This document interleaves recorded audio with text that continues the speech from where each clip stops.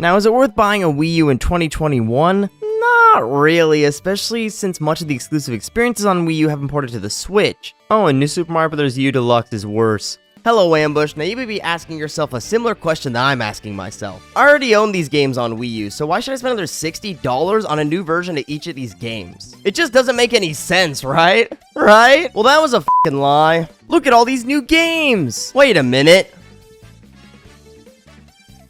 Nah, I just have a lazy eye. The Wii U, or as Nintendo lovingly refers to it as, that ex-girlfriend you made some great memories with, but it didn't work out. But Nintendo didn't forget about those great memories just because it didn't work out between them and the Wii U, so they decided why not replicate those great memories with a new love that is working out, the Nintendo Switch. And if your last console didn't work out, then why not make some enhanced ports of great games from that console and put them on your console that is working out great? And this is a totally new idea for Nintendo. Oh shit, it isn't. Certainly the situation is not directly the same. The Wii was backwards compatible with the GameCube. You ever tried shoving a Wii U disc into a Nintendo Switch? It doesn't fit. But when it came to the Wii, it was a highly successful console and only made sense for Nintendo to make enhanced ports of titles from the GameCube, which didn't sell so well under the new Play Control brand. Nintendo would find themselves in a very similar situation when it came to the financially unsuccessful Wii U and the extremely financially successful Nintendo Switch. Replicating this strategy, albeit on a much larger scale, has proven successful for Nintendo, releasing a flurry of titles that either sold well relative to the Wii U's install base or didn't sell well at all, giving these titles a second chance to be financially successful through enhanced ports to the Nintendo Switch. Additionally, it allows Nintendo to provide somewhat new experiences to the much larger base of Switch owners with titles they likely missed during the Wii U era. And for Nintendo, re-releasing titles, which is a lot less costly and requires much less development time than releasing new entries in certain series, is of course compelling. While I can go on and on about Nintendo's financial success in porting Wii U games to the Switch, certainly I'm a fucking sucker for this multi-billion-dollar company who is not my friend but a friend of capital.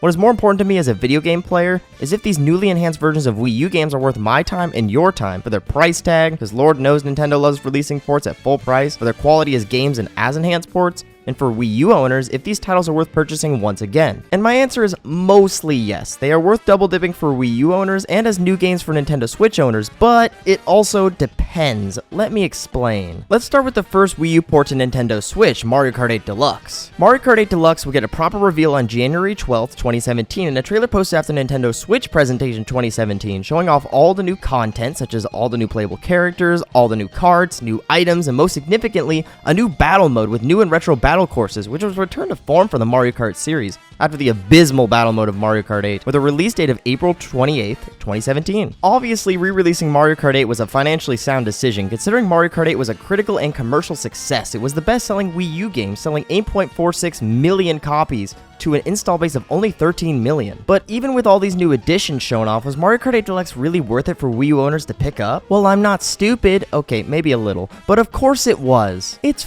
Mario Kart, for Christ's sake. Mario Kart 8 Deluxe was sold at full price, $60 when it launched, and honestly, this is one of those instances where I really can't complain too much about it. The addition of a new robust battle mode, a few new characters, items, carts, and DLC Pack 1 and 2 from Mario Kart 8, which added 6 additional characters and 16 tracks, alongside a tweak to the core gameplay, doubling the item storage and adding double item boxes, was enough for the price of admission. The revamped battle mode is certainly the highlight of new content in Mario Kart 8 Deluxe. It fixes a glaring weakness of Mario Kart 8, that god-awful battle mode. The first 4 new battle courses, Battle Stadium, Sweet Sweet Kingdom, Dragon Palace, and Lunar Colony, are all inspired by Mario Kart 8 tracks, Mario Kart Stadium, Sweet Sweet Canyon, Dragon Driftway, and the Wii U Rainbow Road respectively, and are all great, well-designed battle courses. I'm a big fan of how these battle courses are referential to Mario Kart 8 tracks. It helps them feel like a cohesive part of Mario Kart 8 as a package. The 5th and final new battle course, Urchin Underpass, is a really clever addition. While I do think a Splatoon course to race on would be extremely cool, adding a Splatoon battle course based on a Splatoon stage is an extremely good fit for battle mode. With Inkling Girl and Inkling Boy as new playable characters, as well as a Splat Buggy and Ink Striker as new additional carts,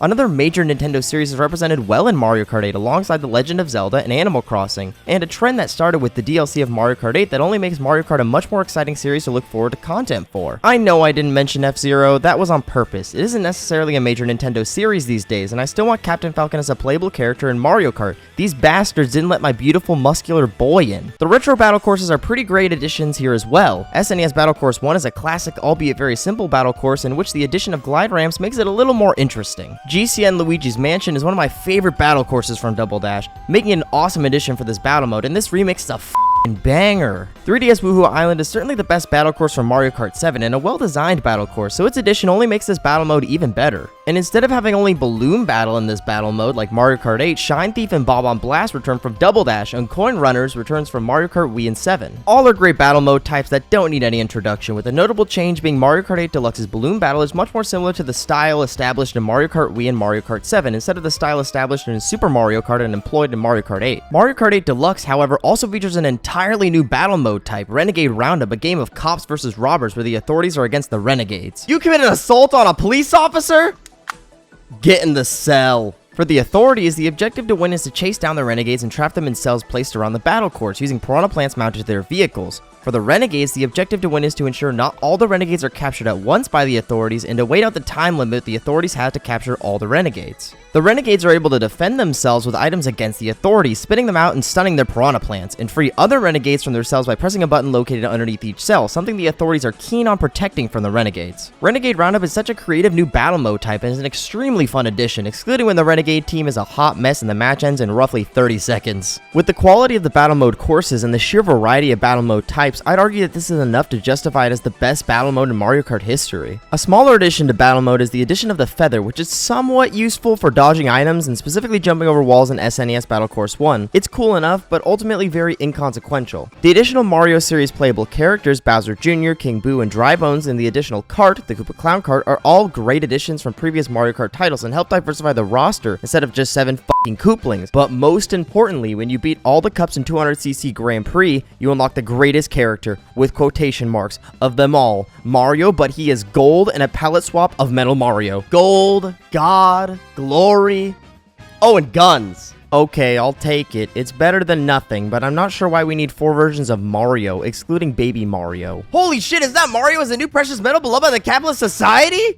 These developers are geniuses! Except Pink Gold Peach. That's a sin. A very important update to the gameplay of Mario Kart 8 that may not seem as consequential at first is the addition of a second item slot and double item boxes among the single item boxes. I was not a massive fan of the change in how collecting items worked in Mario Kart 8 with the inability to pick up another item when holding an item behind your cart, and this not only fixes that weird change in Mario Kart 8 but allows for more chaos, which is the way Mario Kart is intended to be played. Mario Kart 8 Deluxe also features Nintendo Labo support with its own Nintendo Labo mode, which is pretty funny, if not hard to play. It is also a very scuffed version of playing Forza with a steering wheel. So you too can have the optimal Mario Kart experience with cardboard. Randomly, Nintendo also released free DLC in 2018, adding Champion's Tunic Link as a palette swap for Link and the Master Cycle Zero from The Legend of Zelda Breath of the Wild, which was an out-of-nowhere really cool cross-promotion between Breath of the Wild and Mario Kart 8 Deluxe. And that is Mario Kart 8 Deluxe. What a great package. Not only was it great to have a Mario Kart on the Nintendo Switch so early into the console's life, but the additional content really made it worth the purchase, even for Wii U owners, but I lied. Well, the rumors about Mario Kart 9 were not true. Instead, Nintendo announced the Booster Course Pass, adding a whopping additional 48 retro tracks to Mario Kart 8 across 6 waves for only $25, or for free with the Nintendo Switch Online Expansion Pass by the end of 2023. While I personally was ready for a new Mario Kart title with a new twist, as the rumors indicated, this DLC is a nice incentive to come back and play more Mario Kart, and really, that makes this the ultimate Mario Kart. 98 tracks is insane. That is almost like Super Smash Bros. Ultimate. With Wave 1 and Wave 2 out, and Wave 3 officially teased, I can officially say the additional courses are great to have. How can I be mad about getting even more courses in Mario Kart 8 Deluxe? But I do have some criticisms. Personally, I just don't like tracks from Mario Kart Tour, nor that out of the first 16 tracks, 4, technically 6, are directly from Mario Kart Tour. After Ninja Hideaway and Sky High Sunday, which are both great tracks with great music tracks, I've come around to Mario Kart Tour editions that are unique, but still, they should not be called new tracks. Ninja Hideaway was in Tour first, and Sky High Sunday was coming to Tour at a later date, which was the next day. That is like taking my sealed copy of Super Mario 3D All-Stars and labeling it as new just because it is sealed. It came out in September of 2020. When it comes to the 4 other Tour tracks, they're really not designed for the mechanics of Mario Kart 8 Deluxe, with turns designed for the mechanics of Mario Kart Tour. Only Sydney Sprint is a Tour track I consider pretty good in Mario Kart 8 Deluxe, and has a banger of a theme. Paris Promenade is not bad, but the music is too French. The French. Tokyo Dash has like 5 turns, and New York Minute is just kinda okay. It is kinda confusing though. When it comes to the new tracks so far, how can I not love Shroom Ridge, Waluigi Pinball, Coconut Mall, and Mushroom Gorge? They're all amazing tracks, and the new Shroom Ridge theme is a banger. Choco Mountain, Sky High Garden, and Calamari Desert are all pretty good. Why does Snowland not have an underwater section? Otherwise, it's good. Toad Circuit and Mario Circuit 3 are just generic and whatever, but I'll take them, they're fine enough. And then there are the assets used for these tracks, which are in the style of Mario Kart Tour. While they are higher quality assets than Mario Kart Tour, they are flat and simplistic, which completely clashes with the art style of Mario Kart 8, which is pseudo-realistic. They don't look particularly bad, just feel off and a bit lazy, and are not as good looking as they could look on an HD console. I'm sure when all 48 tracks are released, it'll be a little less odd looking to me and I can overlook it. These are some pretty great tracks and I do enjoy the additions overall. Moving on, Pokken Tournament DX was announced via Pokemon Direct on June 6, 2017 with a typical fancy trailer from the Pokemon Company showing off almost nothing. And it was further detailed on August 24, 2017 showing off a new character and characters from the arcade version of Pokken Tournament alongside new modes coming to the Nintendo Switch port. This was once again a sound financial move because Pokken Tournament sold exceptionally well on the Wii U, even outselling Street Fighter V in 2016. Logically, if Nintendo could reuse Wii U games as Nintendo Switch games, then I can reuse jokes. Like, fuck that rat Pikachu! After playing this title, I can definitely say it's pretty fun. If you're into Tekken-style fighting, and possibly fighting games in general, then you should feel right at home, especially if you're also a Pokemon fan and into some of the fan favorites in this roster. The addition of Decidueye as a new playable character, and Krogunk, Darkrai, Empoleon, and Scizor from the arcade version round out some of my favorite characters to play in the game. And the new modes, such as Team Battle, a 3-on-3 team battle between two players, and the ability to create private lobbies for friends and group match, certainly add to the replayability of this niche fighting game for those who are really into it and have friends that are really into it. Oh, and Litten and Popplio were added as support Pokemon, if you care to know.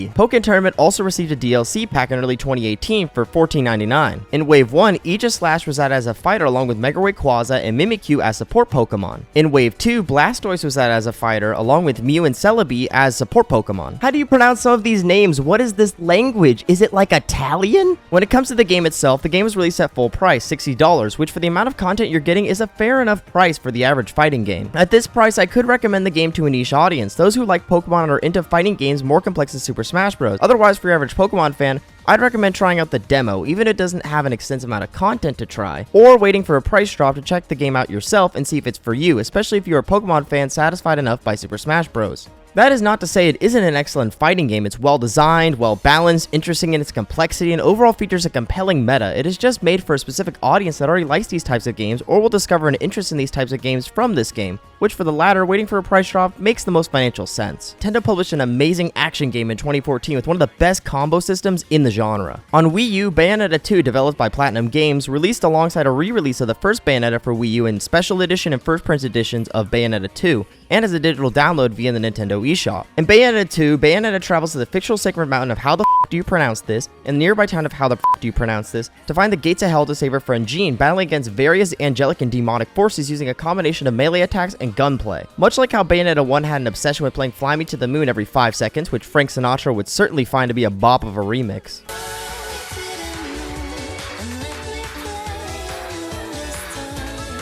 Bayonetta 2 features Moon River, made famous by Breakfast at Tiffany's, which is also a bop of a remix. Anyways, Bayonetta 2 would receive amiibo support on Nintendo Switch in the form of 5 exclusive Nintendo costumes for Bayonetta to wear: Peach, Daisy, Fox, Samus, and Link, in which the latter Nintendo actually asked to be sexier. In the Wii U version, you unlock these costumes with the in-game currency called Halos. There's also a Chain Chomp weapon to unlock by completing all main chapters on the third Climax difficulty, Hard, in which you will obtain the Angelic Hymns Gold LP Super Mario 64 and take to Rodin to create a weapon, but that was how it was obtained in the Wii U version. In the Nintendo Switch version, you can simply obtain it by scanning the Bowser, Bowser Jr., Boo, Koopa, or Goomba amiibo. Bayonetta and Bayonetta 2 received physical releases on Nintendo Switch, with Bayonetta 2 priced at $60 with a download code for Bayonetta, and Bayonetta alone priced at $30. For eShop users, a Bayonetta and Bayonetta 2 digital bundle was released for Nintendo Switch, priced at $60. It really sucks there was not a physical bundle of both games on a single cartridge or 2 cartridges for us collectors. Rather, it costs more to collect these titles physically, as owning both physically would cost $90 at full price, and nowadays a physical copy of Bayonetta 2 on Nintendo Switch only is rising closer to $70. If you're an average Nintendo Switch owner though, the Bayonetta and Bayonetta 2 digital bundle is well worth the price. These are some of the best action games ever made, and I couldn't recommend them enough. One of the greatest, most creative 2D platformers ever made, Donkey Kong Country Tropical Freeze, would receive a re-release on Nintendo Switch on May 4th, 2018. This new version added a new, easier mode, Funky Mode, in which while playing as the new playable character Funky Kong, you have 5 hearts instead of 2, a double jump, the ability to hover in midair, stand on spikes, and breathe underwater for unlimited time, and are only barely limited by the inability to use companion Kongs, those being Diddy Kong, Dixie Kong, and Cranky Kong. In Funky Mode as Donkey Kong, you have 3 hearts instead of 2, which also applies to Companion Kong, similar to new mode in Donkey Kong Country Returns 3D. Funky Kong is a great option for those who want a more relaxing experience and don't want to have to worry so much about the challenge of Tropical Freeze. I can always commend developers for adding an easy mode, as not everyone is an avid video game player. Personally, I find the challenge of a Donkey Kong Country game to be an enjoyable aspect of the experience, especially with that amazing level design that rewards players for understanding the distinct mechanics of each level and the combination of various mechanics that evolve over each level, an aspect of Tropical Freeze that is compelling, clever, and well designed. An aspect of this re-release of Tropical Freeze I'm not super into, however, is the price increase. Donkey Kong Country Tropical Freeze launched on Wii U at $50. Why is Tropical Freeze on Nintendo Switch $10 more? Is Funky Kong and his mode really worth an extra $10 in a game that originally released in 2014? I assume Nintendo went, well, we are pricing every other Wii U release at $60. Why not just price this up on our popular console and make a little extra moolah? That's just anti-consumer. To be fair, anti-consumer is the Nintendo way, but come on. Buy a physical copy at $50 at most, because I don't want to encourage Nintendo to pull this shit. No other reason, even if the game is worth $60 in my opinion. Anyways, Tropical Freeze is an amazing 2D platformer, a pinnacle of the genre, so I can't recommend it enough, and I'm happy to see one of my favorite games of all time receive a well-deserved re-release on a much more popular console. It is much more at home on Switch, especially because Tropical Freeze literally didn't use the Wii U gamepad for more than playing it on the gamepad instead of the TV, so you're getting a much more superior experience on the Switch. Now, if you played it on Wii U, there isn't much reason to buy this game again. It simply looks a little better on Switch, but if you really love this game like I do, being able to play it portably and not booting up my Wii U is enough for me to personally warrant the purchase. Later in 2018, Hyrule Warriors Definitive Edition launched on May 18th, including all the content and DLC from Hyrule Warriors on Wii U and Hyrule Warriors Legends on 3DS, as well as new costumes for Link and Zelda based on their appearances in The Legend of Zelda Breath of the Wild, and various minor tweaks and changes. The Nintendo 3DS version, in my opinion, was not a great way to play Hyrule Warriors in both Nintendo 3DS and new Nintendo 3DS. It very much did not run well, nor look all that great on the 3DS. Considering you had to buy the 3DS version to unlock all the new characters and weapons on the Wii U version with much of the additional content trapped on the 3DS version, Hyrule Warriors Definitive Edition is certainly the definitive way to play Hyrule Warriors. Get it? Definitive? Like the edition?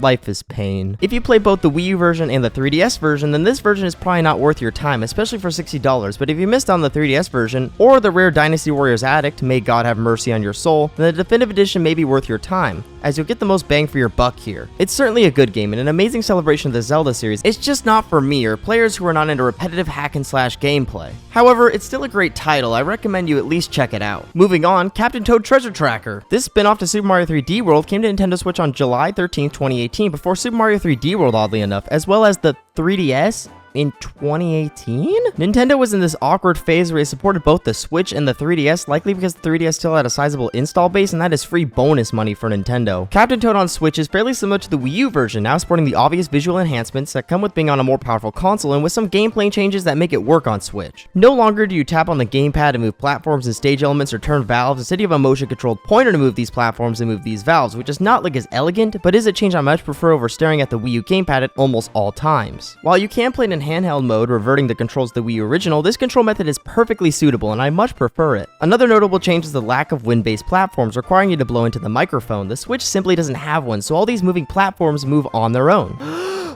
Wait, I don't have to blow into the microphone? I don't have to get winded playing this game? I'm finally free? Oh, finally. All of the hide-and-seek Pixel Toad challenges, which were locked behind the Toad Amiibo in the Wii U version, are available here without the Toad Amiibo, a nice addition that adds more content, even if the hide-and-seek Pixel Toad challenges are not too interesting of additional content. Captain Toad Treasure Tracker also features 4 new Super Mario Odyssey themed levels, which are a charming addition as they act as mini versions of Cascade Kingdom, Sand Kingdom, Metro Kingdom, and Luncheon Kingdom, all with their own fairly interesting gimmicks. Oddly enough, though, this content was added at the expense of removing Super Mario 3D World bonus levels, a choice I can't wrap my head around. Why remove content in general, especially content that pertains to the title this spin-off is based off of, even if it isn't on Switch? The erasing of Super Mario 3D World from any connection to Captain Toad Treasure Tracker continues with the end of the game. Captain Toad is now shown chasing after the Odyssey, acting as a prequel to Super Mario Odyssey instead of a prequel to Super Mario 3D World, in which Captain Toad watches the introduction to Super Mario 3D World and follows a falling green star into the glass pipe. The ramifications this will have on the Super Mario timeline are immeasurable. Captain Toad Treasure Tracker would receive a free update on February 13, 2019, changing its 2-player co-op mode, an interesting random change after release. The original co-op mode consisted of another player using a motion-controlled pointer to aid Captain Toad/Toadette throughout levels. The updated co-op allows another player to play as Purple Toad throughout the normal game, traversing the stages with the first player. On March 14th, 2019, Captain Toad Treasure Tracker would also receive DLC called the Special Episode, which featured 18 new challenges and 5 new courses for $5.99, a fair price for the content you're getting. This DLC also featured the co-op mode, in which one player would play as Captain Toad and the other as Toadette. This game would also receive Nintendo Lava support on July 30, 2019. Using the Toy-Con VR goggles, you're able to play 4 new levels designed specifically for it. It's a fun small addition if you ever wanted to stare through cardboard while playing Captain Toad. Overall, Captain Toad Treasure Tracker is a great action puzzle platformer. There's no other game like it. It's very creative and enjoyable with a charming small story. While I can't recommend it to owners of the Wii U version, as it doesn't include too much additional content that you'd be missing out on, I can recommend it to those who didn't play Treasure Tracker on Wii U, especially at a fair $40. New Super Mario Bros. U Deluxe, released on January 11, 2019, is objectively worse than New Super Mario Bros. U plus New Super Luigi U on Wii U. Sure, the game is now playable in 1080p instead of 720p, but considering Boost Mode was removed and all challenges associated with it, when it could have been easily solved with motion control functionality, and each player cannot play as the same character difficulty because Blue Toad was changed to merely a palette swap of Yellow Toad for funsies, this version is just objectively worse. Blue Toad was replaced with Toadette, an easier character who is able to use a Super Crown ability, providing her a double jump and transforming her into Peachette. Bowsette fans, tread carefully. Leave the meme dead, you horny bastards. Toadette is a great option for new players, but forcing one player to have to play as an easier character is a massive oversight by Nintendo. When I'm playing with friends, we all just want to play multiplayer normally with no handicaps involved, and this addition and the Blue Toad subtraction makes that impossible, meaning we are better off playing New Super Mario Bros. U plus New Super Luigi U on Wii U, especially if a fifth friend jumps in to cause some chaos or very rarely help us. This issue is only exacerbated in New Super Luigi U by Toadette's replacement of Blue Toad. Now half the players in a multiplayer game are forced to play as easier characters for no good reason. I previously gave my thoughts on New Super Mario Bros. U as a game, and I think Giant Bomb's review of New Super Mario Bros. U highlights it perfectly. The game is perfectly well made for what it is, and I had plenty of fun playing it in short bursts here and there, but at this point the series by the numbers design philosophy is starting to lend the name New Super Mario Bros. A degree of unintentional irony. When it comes to New Super Luigi U, it is still a breath of fresh air for the series, and I enjoy the difficulty and challenge of it, as it takes the base of New Super Mario Bros. U and is much more inventive with its mechanics, enemies, and stage elements. It is fair to give Toadette a 200-second time limit instead of 100 seconds. It allows for a more accessible, easier way to enjoy New Super Luigi U for newcomers. I can't recommend buying this Wii U re-release. It only cuts content and does not properly add a new character without messing up the core experience for your average multiplayer session. This is the only port I can really say is better to play on Wii U. And with the game being $60 yet objectively worse, there's no reason for me to spend $60 on the same goodish game from 2012 again, right? Right? When will the masochism end?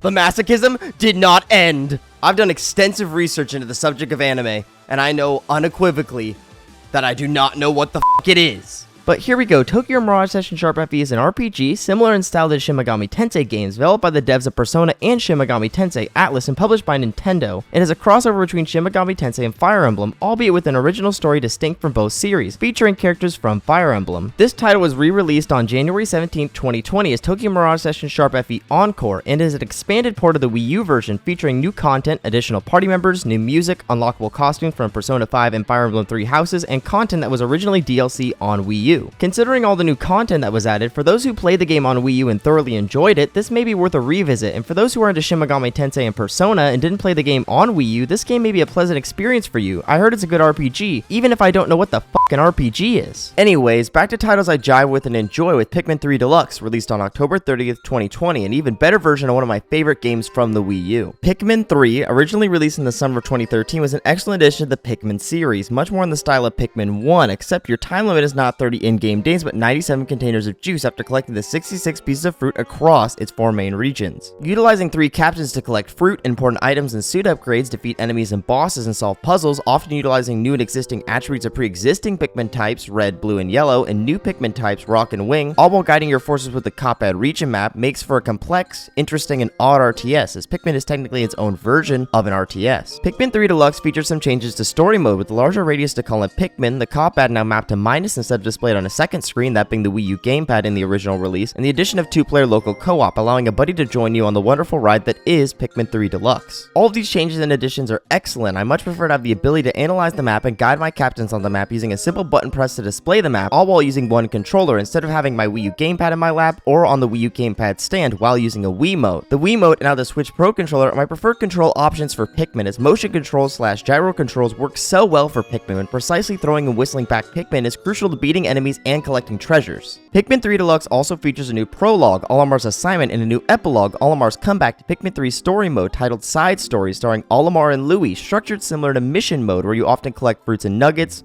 collect Pikmin, battle enemies, carry and collect parts alongside other tasks. Additionally, there is a time limit where you often chase after a high score and aim for the highest medal, Platinum. These are a lovely, smaller addition to Pikmin 3's story mode that further flesh out the story and provide some fun, customized mission mode-like content, and is much more substantial than any DLC added to Pikmin 3. Speaking of DLC for Pikmin 3, all the Bingo Battle DLC, paid and free from that title, is included in this deluxe version. Bingo Battle is so much fun against a friend, trying to collect fruits and enemies to get a bingo before your opponent across 12 cleverly designed Bingo Battle stages made for a great reason to come back and play Pikmin 3 locally. While online play for story mode and Bingo Battle would have only sweetened the deal, this is Nintendo. They think online gaming is antisocial and weird. Not to mention, I'm not sure their Windows 98 servers could handle it. At $60 for Pikmin fans, I already know you bought the game. For everyone else, if you didn't play it on Wii U or you bought it for your Wii U collection along with Sing Party and Ninja Gaiden 3 Razor's Edge, I urge you to play Pikmin 3 Deluxe or the decently sized Pikmin 3 Deluxe demo before you decide to make a purchase. Pikmin titles are very enjoyable, comfortable games that are unique gameplay experiences that can be really satisfying and chaotic to play, master, and even replay. Pikmin is my favorite series. Yes, I'm a Nintendo cuck. You are allowed to laugh. Also, dear God, please buy it so I can finally have Pikmin 4.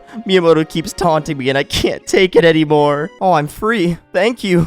It's been so long! But no enhanced port of a Wii U game, a very specific category, I know, compares to Super Mario 3D World plus Bowser's Fury. The additions made to Super Mario 3D World do not seem significant at a glance, but once you realize how much they enhance the enjoyability and replayability of this title, you begin to appreciate them. Super Mario 3D World on Switch features faster overall movement speed, which only makes the experience so much more fun to play. This version also adds the dive and roll moves, much like Super Mario Odyssey, allowing for another movement option that makes it easier to collect certain green stars and easier to platform more precisely, which only makes the game even more of a joy to platform through. But the most significant addition is online multiplayer. Nintendo actually added online multiplayer to a co-op game, something that just doesn't happen. It is like a solar eclipse. And with this rare online Nintendo gaming dub, the replayability is so much higher for this title. Finally, I can play this awesome multiplayer title with my friends all around the world, instead of just those residing in my city, allowing for us to engage in so many more spur-of-the-moment gaming sessions, playing through portions of the game, or full-on playthroughs with friends I never got the chance to play Super Mario 3D World with on the Wii U. Super Mario 3D World was not the 3D Mario game many of us, myself included, wanted in 2013, but in 2022, after Super Mario Odyssey, there's so much more to value about the uniqueness of this multiplayer 3D Mario game, and just how well designed and fun it is alone and with friends. And then there's a whole new game attached to this enhanced port, Bowser's Fury, which takes the linear 3D platformer that Super Mario 3D World is with its movement and all, and turns it into a whole different type of 3D platformer, a 3D collectathon. This was such a creative addition. Not only is it a substantial amount of content, but it's so much more interesting and exciting to play because it isn't just new levels added to Super Mario 3D World, but a whole new 3D collectathon adventure that was unlike any 3D Mario game before it. Sure, the 120 cat shines are fairly similar to moons in Super Mario Odyssey, but it all takes place in an open world with challenges unique to Bowser's Fury. The addition of Plessy for mobility and challenges, Bowser Jr. as a companion who is playable in co-op, a cycle-based system where Fury Bowser comes out to attack Mario and can even uncover cat shines by destroying Fury Bowser blocks with his powerful fire beam of death, power-ups and enemies directly from Super Mario 3D World, and so many other unique details based on 3D World or wholly new. It is all so awesome. How could I not love a game with cat suits? Why are you looking at me like that and not saying anything?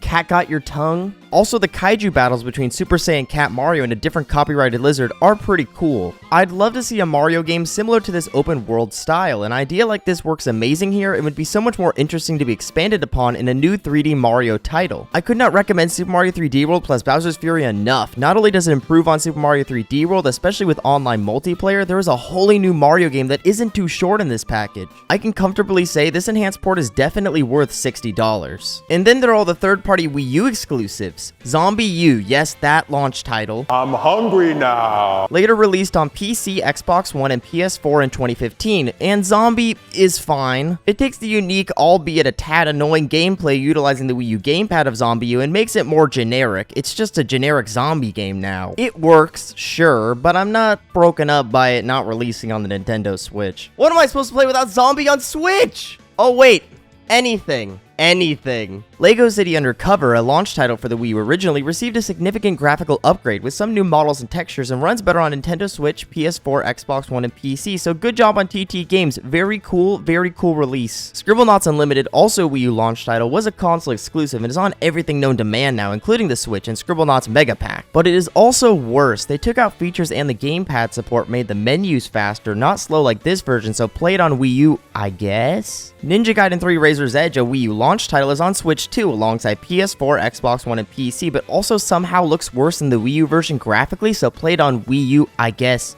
Again? Sonic Lost World was also a Wii U exclusive via a Sega partnership with Nintendo to make 3 exclusive titles: Sonic Lost World, Mario and Sonic The Name Is Too Long, and Sonic Boom Rise of Lyric. Thank God we quarantined this game to the Wii U. Do not let it spread. However, this exclusivity, bring back the quotation marks, lasted a whole 2 years before it was on Steam, so you have 2 options: mid as f Sonic game with cool Zelda and Yoshi level, or mid as f Sonic game. The Switch does not need it. Moving on. The Wonderful 101 was fortunately able to make the jump to Nintendo Switch, PS4, and PC instead of being the victim of Wii U exclusive death with the Wonderful 101 remastered, but it was unfortunately released as a worse version than the Wonderful 101 on Wii U in my opinion. While it graphically looks better on Switch than the Wii U version, sporting 1080 instead of 720, it maintains around the same frame rate, anywhere from 30 to 50 FPS without hitting a consistent 60. And without the Wii U gamepad's touchscreen, it is much more complicated to control and less satisfying to play. To be fair, the PS4 and PC versions are much more consistent, but I still believe that it is much more satisfying to play on Wii U with the gamepad, the controller it was heavily designed for. Fatal Frame Made in the Blackwater is another Wii U exclusive to make the jump to Nintendo Switch alongside other platforms, and is a unique, fairly good horror title, so I could definitely recommend it to a niche horror audience. It is a bit weird that it was ported to other consoles, as Nintendo did assist in the development of this title, but I guess Koei Tecmo owns the license, so it was up to their discretion. And then there are a few great Nintendo exclusives still trapped on Wii U that do deserve an enhanced port on Nintendo Switch. Yoshi's Woolly World is a title that comes to mind, developed by Good Feel and released in 2015. This is such a comfortable, fun little title with an amazing art style, a chill soundtrack, and likely the best Yoshi game since Yoshi's Island on SNES. It is a more well-designed, enjoyable title than Yoshi's Crafted World, which is just serviceable in comparison. I'd love to see this title released from the death grip of the Wii U, but with a new Yoshi title already on Switch, I doubt it, sadly. Also, it is already on 3DS because Nintendo does weird things. Xenoblade Chronicles X is a title I'm surprised has not made its way onto the Nintendo Switch, with Xenoblade Chronicles 2 and 3 releasing alongside a remake of Xenoblade Chronicles. I'd expect this title would have easily received an enhanced port, even if it's very different stylistically, and to an extent gameplay-wise from all the other Xenoblade Chronicles titles. This game has its fans, and a lot of them say it's excellent, and with the Xenoblade Chronicles series only growing, I could see this title come over to the Nintendo Switch between Xenoblade Chronicles entries. And how can we forget Paper Mario Color Splash?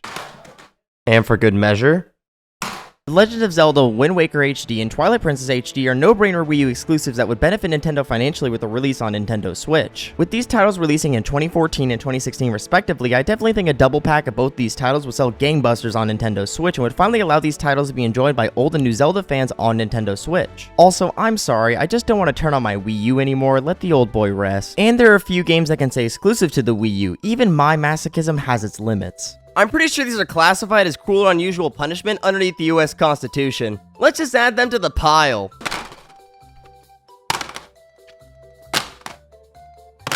And some games just downright would not work on Switch. They were designed for the Wii U gamepad through and through, and when it comes to those titles, it's best to keep them on the Wii U instead of compromising and making them much worse experiences just to say, look, it's on Nintendo Switch. Wii U games on Nintendo Switch are a great idea, in theory, as not all of these games are smash hits for Wii U owners to revisit as enhanced ports, or for Switch owners who missed out on these releases. But many of these games are not New Super Mario Bros. U Deluxe, where you'll get a more enjoyable experience out of these titles on Nintendo Switch with additional features, if not the same excellent experience than on Wii U, but with a console that allows you to play them on the go too. I could not recommend Mario Kart 8 Deluxe, Pikmin 3 Deluxe, and Super Mario 3D World plus Bowser's Fury enough, even at $60. There are so many great tweaks and additional features accompanying these titles that already stood tall without these features on Wii U. I would even say Donkey Kong Country Tropical Freeze is worth $60, even if I want to spite Nintendo, but maybe not for Wii U owners. Captain Toad Treasure Tracker is a great little puzzle adventure worth its price for new fans, and Pokken Tournament DX, Bayonetta 2, Hyrule Warriors Definitive Edition, and Tokyo Mirage Session Sharp FE Encore will certainly please their hardcore audiences, and may just delight new players on Nintendo Switch. While everyone may not be a fan of getting another re-release of a Wii U game, I'm just happy these titles can be enjoyed by the Switch user base too, and that they can make the same memories I made with some of these titles on Wii U. Okay, but what about Pokemon Rumble U, Tyler? What the fuck is wrong with you?